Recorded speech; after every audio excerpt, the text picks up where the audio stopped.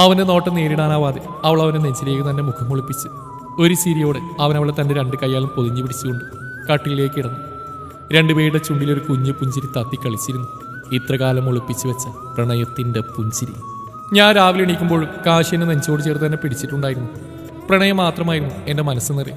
ഈ ജീവിതകാലം മുഴുവൻ ഇങ്ങനെ കാശിയുടെ നെഞ്ചോട് ചേർന്ന് ഈ ലോകം കാണാൻ ഞാൻ ആഗ്രഹിക്കുന്നു. കാശി ഉണർത്താതെ തന്നെ ഞാൻ പതിയെണീറ്റൊന്ന് ഫ്രഷായ ശേഷം താഴേക്ക് പോയി. ഓഫീസിൽ പോകുന്നതിന് മുന്നേ അവയെ കണ്ട് സംസാരിക്കണം, ഇല്ലേ പിന്നെ ഒന്നും നടക്കില്ല. ഞാൻ വേഗം താഴേക്ക് ചെന്നു. കാശിക്കും അവിക്കും അക്കിനുള്ള ടീമായി വന്നു. അച്ഛനമ്മയും നേരത്തെ തന്നെ കുടിച്ചിരുന്നു. ഞാൻ റൂമിലേക്ക് ചെല്ലുമ്പോൾ കാശി ബാത്റൂമിലായിരുന്നു. കാശിക്കുള്ള ടീ ടേബിൾ വെച്ചിട്ട് ഞാൻ അവിടെ റൂമിലേക്ക് ചെന്നു. അവൾ അപ്പോഴും എഴുന്നേറ്റുണ്ടായിരുന്നില്ല. ഞാൻ ചെന്ന് ടീ അവൾ കൊടുത്ത ശേഷം അവളുടെ അടുത്തായിരുന്നു. അവി, ഏടത്തേക്ക് നിന്നോട് കുറച്ച് സംസാരിക്കാനുണ്ട്. എനിക്കറിയാം എടുത്തി എന്താ പറഞ്ഞു വരുന്നതെന്ന്. സിദ്ധുവേട്ടൻ്റെ കാര്യമില്ല. മോളെ, നീ ഇതൊക്കെ പ്രായത്തിൻ്റെ ഒരു എടുത്തിയായിട്ട് മാത്രമേ കണ്ടാൽ മതി. വേണ്ട എടുത്തി എന്താ പറയുമെന്ന് എനിക്കറിയാം. ഇന്നലെ എടുത്തിയും സിദ്ധുവേട്ടനും സംസാരിക്കാൻ ഞാൻ കേട്ടിരുന്നു. നിങ്ങൾക്കും ഇത് പ്രായത്തിൻ്റെ എടുത്തിയായിട്ടായിട്ടും പക്വതയില്ലായ്മയായിട്ടും അല്ലെങ്കിൽ വെറും ഇൻഫാക്ച്വേഷനായിട്ടൊക്കെ തോന്നാം. പക്ഷെ മറ്റാരെക്കാളും എൻ്റെ പ്രണയത്തിൽ എനിക്ക് വിശ്വാസമുണ്ട്.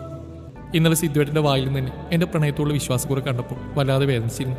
പക്ഷെ അതുവഴി ഞാൻ ഒരു ഉറച്ച തീരുമാനം കൂടി എടുത്തു. ഞാൻ എൻ്റെ പ്രണയത്താൽ സ്വന്തമാക്കും സിദ്ധാർത്ഥിന്. അവൻ്റെ വിശ്വാസം, പ്രണയം എല്ലാം ഞാൻ സ്വന്തമാക്കും എൻ്റെ പ്രണയത്തിലൂടെ തന്നെ.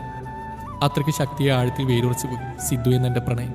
അത് അവസാനിപ്പിക്കാൻ മാത്രം പറയില്ല എടുത്തി. ഞാൻ ഒരിക്കലും ഇനി സിദ്ധുവേട്ടൻ്റെ പുറകെ വരില്ല. എത്ര വർഷങ്ങൾ കഴിഞ്ഞാൽ എൻ്റെ പ്രണയം അതുപോലെ തന്നെ കാണും. അങ്ങനെ ഞാൻ തെളിയിച്ച് കൊടുത്തോളാം. ഇത് വെറൊരു ഇൻഫാക്ച്വേഷൻ അല്ലായിരുന്നു എന്ന്.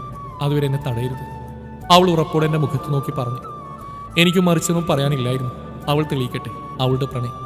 ഞാനൊരു ചിരിയോടെ അവളുടെ കവിളിൽ തട്ടി തിരിഞ്ഞത് കണ്ടത് വാതിൽക്കൽ നിൽക്കുന്ന അക്കുവിനെയാണ്. അവൻ്റെ മുഖം കണ്ടാലേ അറിയാം അവനെല്ലാം കേട്ടിട്ടുണ്ടെന്ന്.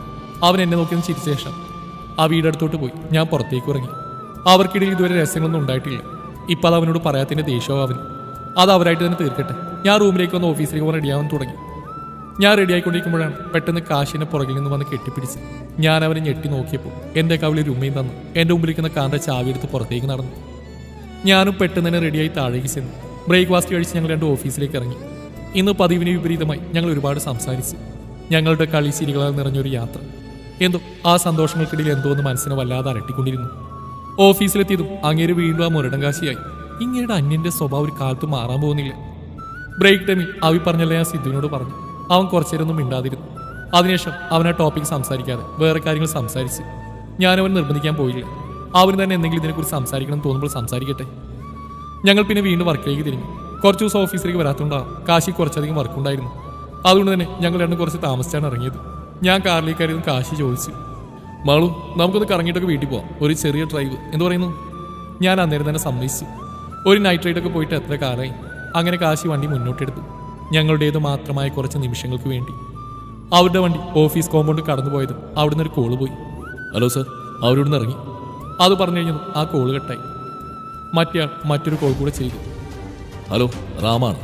ആ കാശി ഓഫീസിൽ നിന്ന് ഇറങ്ങിയിട്ടുണ്ട്. തീർത്തേര് മോനെ, ചത്തുവെന്ന് ഉറപ്പിച്ചിട്ട് തിരിച്ചൊരാവും. ഒരിറ്റ് ജീവൻ പോലും അവശേഷിക്കരുത്. റാം അത് പറഞ്ഞ് കോൾ കട്ടാക്കി മുന്നിലിരുന്ന മദ്യം ഒറ്റവലി കുടിച്ചു. ഇടയ്ക്കൊരു കോൾ കൂടെ റാമിന് വന്നു. ഇന്നത്തോടെ തീരണം അവൻ, ആ കാശി. അവൻ പണ്ട് എനിക്കൊരു തലവേദനയാണ്. ഇപ്പം അവൻ്റെ പുതിയ കണ്ടുപിടുത്തം.